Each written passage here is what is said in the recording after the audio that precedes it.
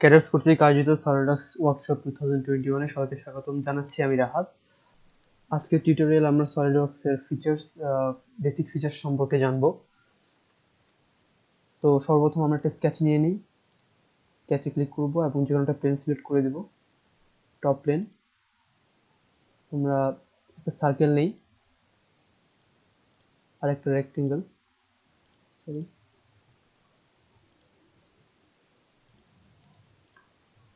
এখন এই দুইটা এটা হচ্ছে আমার 2D স্কেচ। এটাকে যদি 3D পার্টে কনভার্ট করতে হয় তাহলে আমি ফিচার্সে যাব। আর সর্বপ্রথম আমরা এক্সট্রুডেড বক্সে ক্লিক করব। স্কেচে এই 2D স্কেচটা এক্সট্রুশন একটা প্রিভিউ দেখাবে। আমরা চাইলে ডিস্টেন্সটা কমাইতে পারি, বাড়াইতে পারি। এই অ্যারোটা দিয়েও হচ্ছে আমরা এক্সট্রুশন কন্ট্রোল করতে পারবো। আমরা যদি এই ফিচার্সটা এডিট করতে চাই, মডেল ট্রিতে বক্স এক্সট্রুড, এখানে রাইট ক্লিক করবো এবং এডিট ফিচার। আমরা যদি ব্লাইন্ড ইউজ না করে মিড প্লেন যদি ইউজ করতাম, একটা অপশন, তো মিড প্লেন হবে হচ্ছে এখানে যদি আমরা ডিস্টেন্সটা বাড়াই অথবা কমাই, দুই দিকে হচ্ছে এক্সট্রুশনটা চেঞ্জ হবে, উপরে হাফ এবং নিচে হাফ, এভাবে এক্সট্রুশনটা হবে।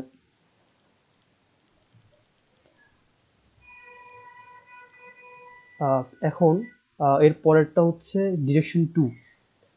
ডিরেকশন টু যদি আমি এটা যেদিকে এক্সট্রুশন হচ্ছে তার অপোজিটেও যদি আমি এক্সট্রুশন করতে চাই তাহলে ডিরেকশন টুতে ক্লিক করে দেব। এখানে হচ্ছে দেখা যাচ্ছে ডিরেকশন টুতে মানে এখানে আমি ডিস্টেন্সটা কমাইতে পারবো, বাড়াইতে পারবো।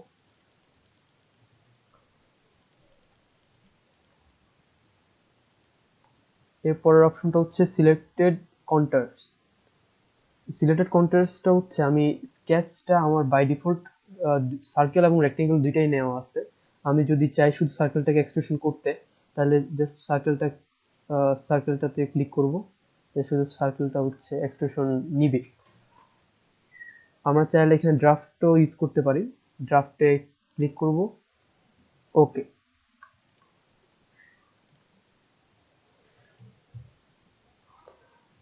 বক্স এক্সট্রুডের আরেকটি অপশন আছে, স্কেচ প্লেন থেকে সার্টেন একটা ডিস্টেন্স এক্সট্রুশনটা চাই, তাহলে অফসেট ক্লিক করব।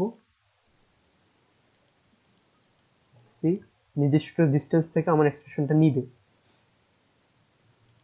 আমি চাইলে ডিরেকশনটা চেঞ্জও করতে পারি।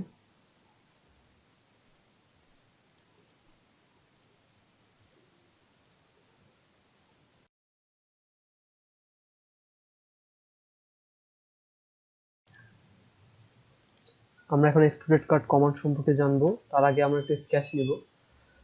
এই সারফেস যদি একটা স্কেচ নেই, সারফেসটা সিলেক্ট করব, দেন সার্কেল, ফিচার্সে গিয়ে এক্সট্রুডেড কাট কমান্ড। আমরা যে কোনো একটা ডিস্টেন্স পর্যন্ত হচ্ছে কাট অপারেশনটা করতে পারবো। যে চেঞ্জ হচ্ছে, একটু প্রিভিউ দেখা যাচ্ছে। ওকে, এই যে এইভাবে হচ্ছে রাইট ক্লিক করব, এডিট ফিচার। অন্যান্য অপশনগুলো দেখি, থ্রু অল যদি দেই তাহলে হচ্ছে আমার ওই ডিরেকশনে, যে ডিরেকশনে কাট হচ্ছে ওই ডিরেকশনে যতগুলো 3D পার্ট থাকবে সবগুলোতেই হচ্ছে এই কাট অপারেশনটা হবে। ওকে, এই যে এডিট ফিচার। থ্রু অলের পর আছে হচ্ছে থ্রু অল বোথের ক্ষেত্রে আমার ডিরেকশন 1 এবং ডিরেকশন 2 দুইটা ডিরেকশনেই, ডিরেকশন 1 এবং ডিরেকশন 2 দুটো ডিরেকশনে হচ্ছে কাট অপারেশনটা হবে। যেহেতু আমার ডিরেকশন 2 তে কোনো 3D পার্ট নেই, যে ডিরেকশনে কাট করতেছি সেই ডিরেকশনে যে কোনো একটা 3D পার্ট যদি সিলেক্ট করে দেই তাহলে হচ্ছে ওইটুক পর্যন্ত হচ্ছে যে কাট অপারেশনটা হবে। তারপর আপ টু ভার্টেক্স হচ্ছে আমাকে যে কোনো একটা, যেমন এখানে এই লাইনটা যদি সিলেক্ট করে দেই অথবা যদি এই লাইনটা সিলেক্ট করি তাহলে এই লাইন বরাবর হচ্ছে আমার কাট অপারেশনটা হবে। ওকে, একইভাবে আপ টু সারফেস হচ্ছে আমাকে এই সারফেসটা যদি সিলেক্ট করে দিই আমি, তাহলে এই সারফেস পর্যন্ত হচ্ছে কাট অপারেশনটা হবে। অফসেট ফ্রম সারফেস, যে সারফেসটা এখন এইমাত্র সিলেক্ট করছি এই সারফেস থেকে অফসেট অর্থাৎ নির্দিষ্ট সারফেসের সাপেক্ষে যে কোনো ডিস্টেন্স পর্যন্ত কাট অপারেশনটা হবে। এই সারফেস থেকে সে 10 মিলিমিটার ডিস্টেন্স পর্যন্ত আমি কাট অপারেশন চাচ্ছি, অথবা 20 মিলিমিটার, তাহলে এই সারফেস থেকে 20 মিলিমিটার ডিস্টেন্স পর্যন্ত কাট অপারেশনটা হবে। এই যে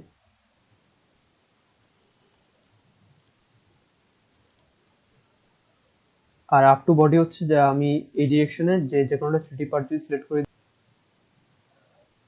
এখন এখানে হচ্ছে সিলেক্ট কন্ট্রাস্ট তো আগে দেখালাম। আর ফিচার্স স্কুপ এখানে আমি যদি যেই অল বডি যদি দেই তাহলে হচ্ছে এই ডিরেকশন যে বডি থাকবে সবগুলো বডি হচ্ছে এক্সট্রুড কাট হবে। আর সিলেক্টেড বডি যদি চুজ করে দিই তাহলে হচ্ছে আমি এখানে সিলেক্ট করতে হবে যে কোন কোন বডি আমি এক্সট্রুড কাট করতে চাচ্ছি। এই বডি যদি সিলেক্ট করে দিই তাহলে এই বডিটা হচ্ছে কাট হবে। আর এর মধ্যে যদি অন্য কোনো 3D পার্ট থাকে সেই পার্টটা এক্সট্রুড কাট সেই পার্টে কাট হবে না।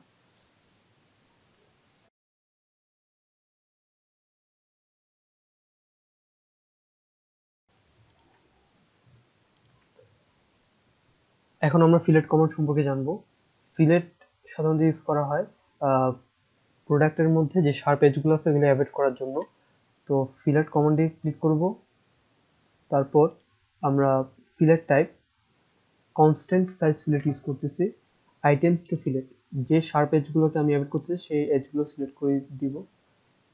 আমরা একটা একটা করে সিলেক্ট করতে পারি এজ, অথবা ক্লিয়ার সিলেকশন দিয়ে লেফট ক্লিক দিয়ে পুরো বডিটার উপরে ড্র্যাগ করব, তাইলে সবগুলো যতগুলো ভিতরে বা বাইরে শার্প এজেস সবগুলো সিলেক্ট হয়ে যাবে। এখানে ভ্যালু ঠিক করে দিতে পারি আমরা 2 মিলিমিটার অথবা 5 মিলিমিটার দিয়ে ওকে। একইভাবে সার্কুলার বডিতে যেহেতু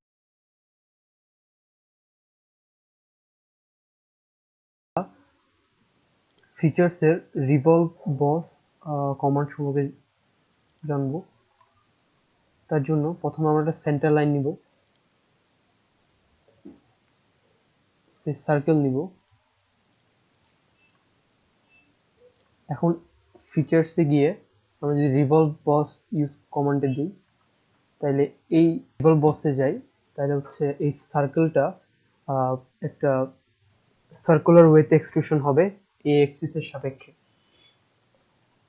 আমরা চাইলে এখানে 360 ডিগ্রি এক্সট্রুশন না করে আমরা এখানে 180 ডিগ্রি এক্সট্রুশন করতে পারি বা 90 ডিগ্রি এক্সট্রুশন করতে পারি, যে যে কোনো ভ্যালু ইচ্ছা। আর এখানে ডিরেকশন 2 যদি দেই তাহলে হচ্ছে ডিরেকশন 2 তে এক্সট্রুশন হবে। থিন ফিচারের ক্ষেত্রে হচ্ছে একটা হলো সিলিন্ড্রিক্যাল হবে, যার থিকনেস আমরা এখানে অ্যাসাইন করে দিতে পারি 2 মিলিমিটার, অথবা 5 ইঞ্চ করে ভিতরের দিকে থিকনেস নিতে পারি, অথবা বাইরের দিকে। মিড প্লেন যদি দিই তাহলে হচ্ছে দুই দিকে হচ্ছে থিকনেসটা নিবে হাফ হাফ করে মিড প্লেন। আর টু ডিরেকশন যদি দিই তাহলে হচ্ছে যে ডিরেকশন হচ্ছে সেই ডিরেকশনে হচ্ছে আমরা থিকনেসটা বাড়াইতে বা কমাতে পারবো। এই তো মিড ফিচার 180 ডিগ্রি।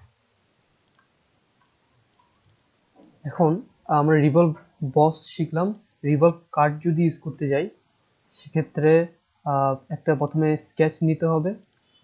এই সারফেসে যদি আমি একটি স্কেচ নেই, একটা স্ট্রেট স্লট নিলাম,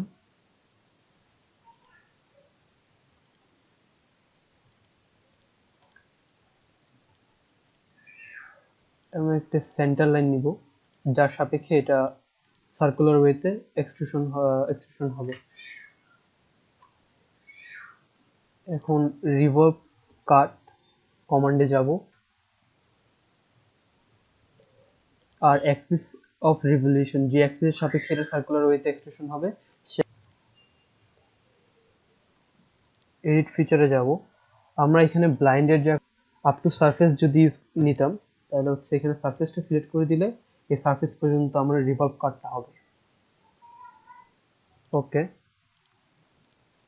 ফিচার। আর তারপর হচ্ছে mid plane, offset from surface, একইভাবে সারফেসটা সিলেক্ট করা আছে, আমি যদি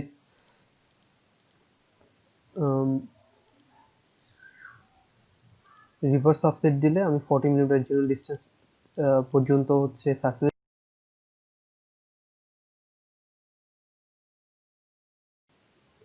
এখন আমরা সুইফট বস কমান্ডটি শিখব। তার জন্য প্রথমত সার্কেল আমরা ড্র করছি। এখন এই সার্কেলের সাথে পারপেন্ডিকুলার যে কোনো একটা প্লেন, যদি টপ প্লেন হতে পারে, এটা রাইট প্লেন হতে পারে, রাইট প্লেনে যদি আমরা একটা স্কেচ নেই,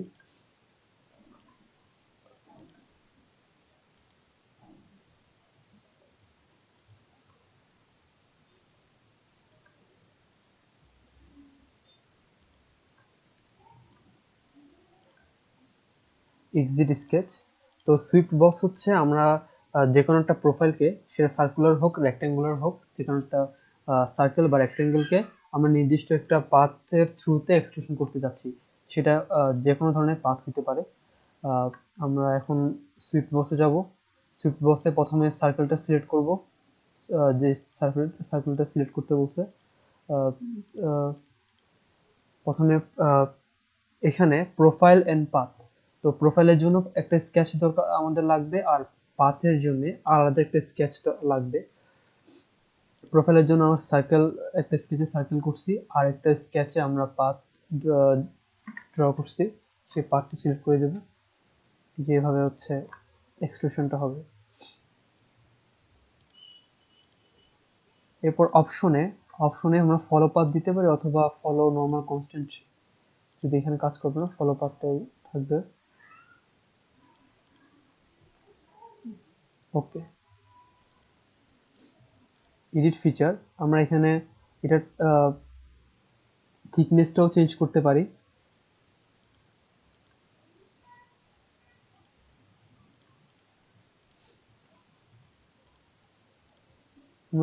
সুইফট বস হচ্ছে, সুইফট বস বলতে বোঝায় হচ্ছে যে কোনো একটা সার্কেল বা কোনো একটা ডিজাইনকে নির্দিষ্ট পাথ থ্রুতে এক্সট্রুশন করা। আমরা এখানে সার্কেলটাকে এই পাথের থ্রুতে এক্সট্রুশন করতে চাচ্ছি, তার জন্য আমরা সুইফট বস ইউজ করব। তো এখানে প্রোফাইল এন্ড পাথ, প্রোফাইলটা হচ্ছে আমাদের এই সার্কেল, আর এখানে পাথটা হচ্ছে আমাদের এই।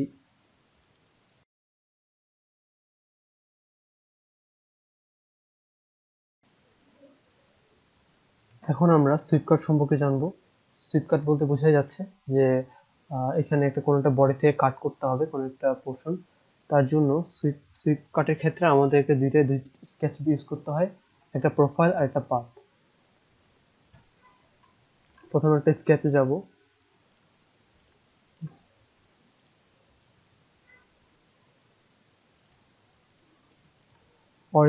অরিজিন আর হচ্ছে সার্কুলার পয়েন্টটাকে আমরা ভার্টিক্যাল রাখবো।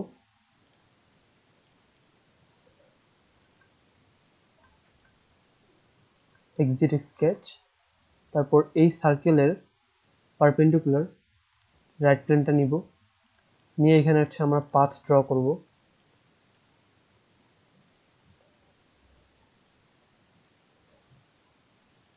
কার্ভ নেই, আমরা এখন সুইপ কাটে যাব। এখানে প্রোফাইল এন্ড পাথ সিলেক্ট করতে হবে। প্রথমে প্রোফাইল সিলেক্ট করতে হবে, যে প্রোফাইলটা, যে সার্কেলটা সিলেক্ট করব। তারপর যে পাথ বরাবর হচ্ছে আমরা সুইপ করতে হবে এবং কাট করতে হবে, সেই পাথটা সিলেক্ট করলাম। Show preview, see. এখন আমি যদি ওকে দেই, এই পাথ বরাবর হচ্ছে আমার সুইপ কাট অপারেশনটা হবে।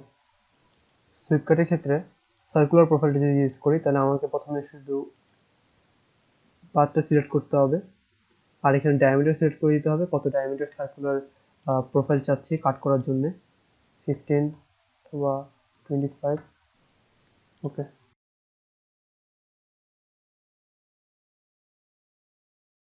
এখন লফটেড বস কমান্ডটি শিখব। টপ প্লেনে স্কেচ নিব, রেক্টেঙ্গেল, এক্সিট স্কেচ, তারপর প্লেন 1 স্কেচ নিব, একটা সার্কেল। লফটেড বস কমান্ডে যাব, লফটেড বসের কাজ হচ্ছে প্রোফাইল টু প্রোফাইল এক্সট্রুশন করা। তো প্রথমে আমাকে প্রোফাইল সিলেক্ট করব, তারপর আরেকটা প্রোফাইল সিলেক্ট করব, ওকে। গাইডলাইনে ইউজ করতে পারি।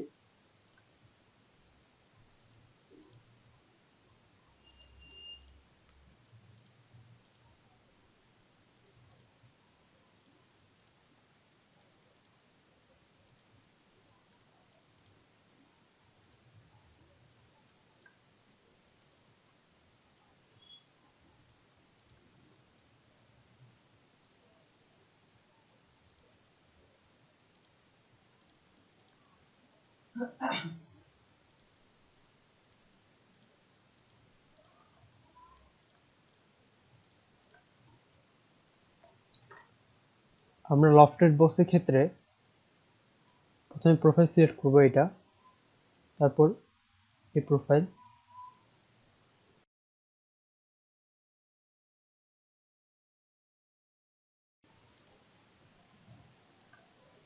এখন আমরা মিরর ফিচার শিখব, কিভাবে মিরর ফিচার ইউজ করে একটা 3D পার্টকে মিরর করতে হয়।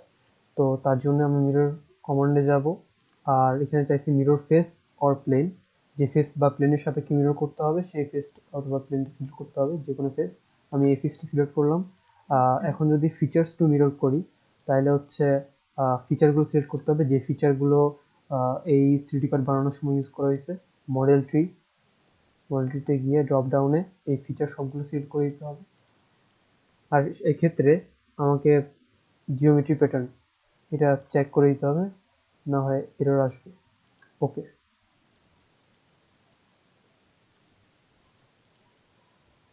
আরেকটি অপশন আছে মিররের ক্ষেত্রে, ফেস সিলেক্ট করব, তারপরে ফিচার্স টু মিরর না দিয়ে, যেহেতু এখানে আমরা একাধিক ফিচার ইউজ করছি, আমরা বডিজ টু মিরর ইউজ করতে পারি। সেক্ষেত্রে পুরো বডি সিলেক্ট করতে হবে, লেফট মাউসের লেফট বাটন ক্লিক করব এবং ড্র্যাগ দিয়ে ওভার দ্য বডি। এবার মার্জ সলিডস যদি চেক দেই তাহলে হচ্ছে আমার এই দুইটা সেপারেট বডি মিরর হওয়ার পরে একটা বডি সলিড বডিতে পরিণত হবে। আর যদি মার্জ সলিডস এই অপশনটা যদি আনচেক করে দিই তাহলে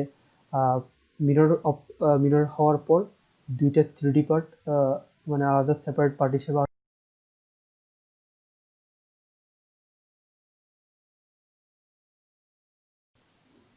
এখন আমরা শেল কমান্ডটি শিখব। শেল কমান্ডটি সাধারণত ইউজ করা হয় কোন একটা 3D পার্ট থেকে ম্যাটেরিয়াল রিমুভ করার জন্য। তো শেল কমান্ডে যাব, কমান্ডে গিয়ে এখানে প্যারামিটার দেওয়া যায় যে কত আহ, আহ, কত মিলিমিটার হচ্ছে ওয়াল থিকনেস আমি রাখবো এই 3D পার্টটা থেকে ম্যাটেরিয়াল রিমুভ করে দিবে এবং হচ্ছে একটা নির্দিষ্ট ওয়াল থিকনেস রাখবে। তো তার জন্য আমরা যদি 2 মিলিমিটার দেই, আর এখানে হচ্ছে আমাকে ফেস সিলেক্ট করতে হবে, যে ফেসগুলো আমি রিমুভ করতে চাচ্ছি। এই ফেস সিলেক্ট করব, শো প্রিভিউ। সো দেখা যাচ্ছে যে 2 মিলিমিটার ওয়াল থিকনেস থাকবে, আর হচ্ছে ভিতর থেকে ম্যাটেরিয়াল রিমুভ হয়ে যাবে, আর এই ফেসটা রিমুভ হয়ে যাবে, যে ফেসটা সিলেক্ট করবো সেই ফেসটা রিমুভ হয়ে যাবে। সেক্ষেত্রে ফেসটা সিলেক্ট করতে হবে, দেন ওকে।